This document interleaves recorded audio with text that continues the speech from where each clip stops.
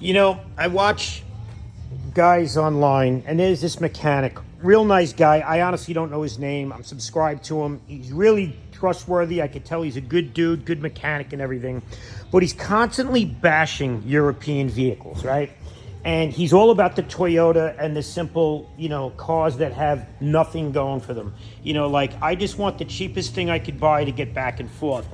But if you're going to sit there and talk about the high points of a Toyota, Nissan, and Honda, and then just talk negatively of a German car, you're not being fair, right?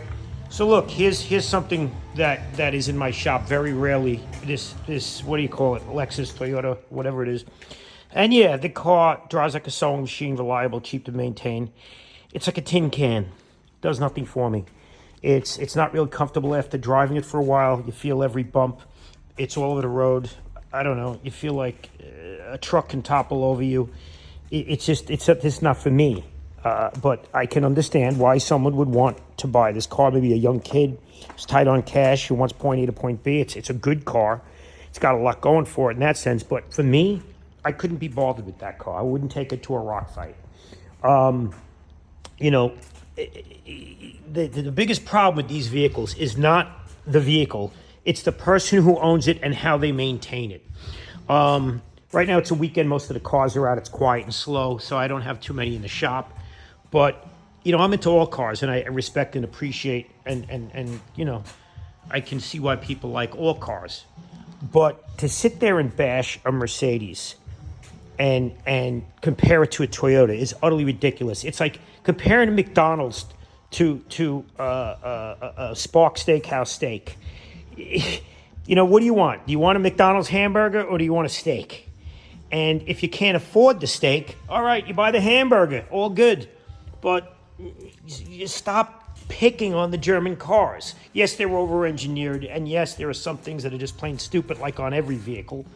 But at the end of the day, if everybody would do their 5,000 synthetic oil change with a good oil and maintain their vehicle, you'd see how well these cars do at 150K.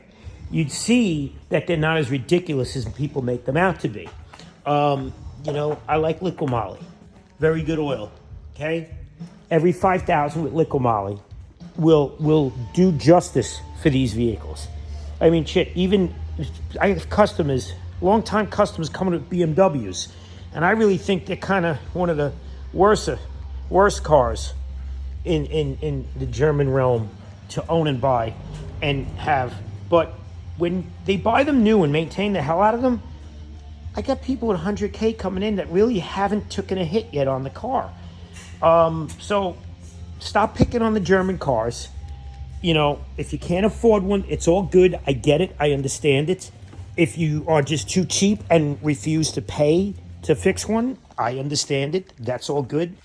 But for people who can afford one and like the better things in life, they're not driving Toyotas.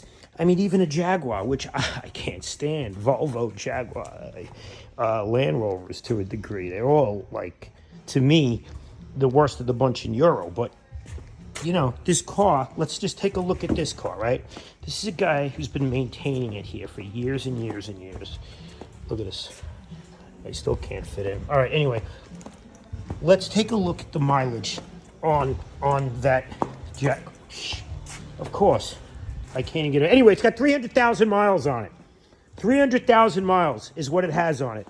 So, original engine, original transmission, a lot of original stuff.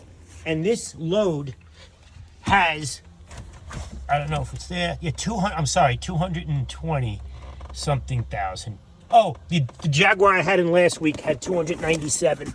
So, even one of these cars, which are one of the worst, maintained properly, will survive, and will not be as bad if maintained properly. So stop picking on the German cars. How about I take this GL and you get one of your Toyotas, and we have a head-to-head crash at, say, 30 miles an hour to keep it safe. And let's see who can get out of their car, drive it home, and let's see who has to get cut out of their car and airlifted to the hospital.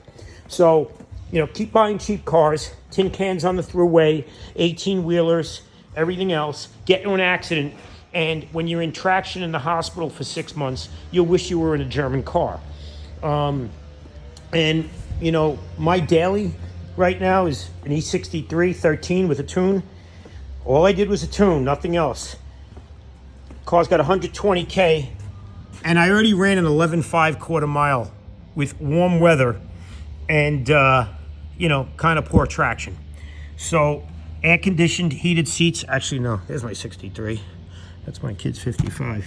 But, you know, at the end of the day, my whole family drives Mercedes because I like to know they're safe. That's what I'm about. You can replace money, but you can't replace life and limb. So go ahead, talk smack about the Mercedes all you want. Pick on the German cars because they're over-engineered. But go drive one for a couple of weeks.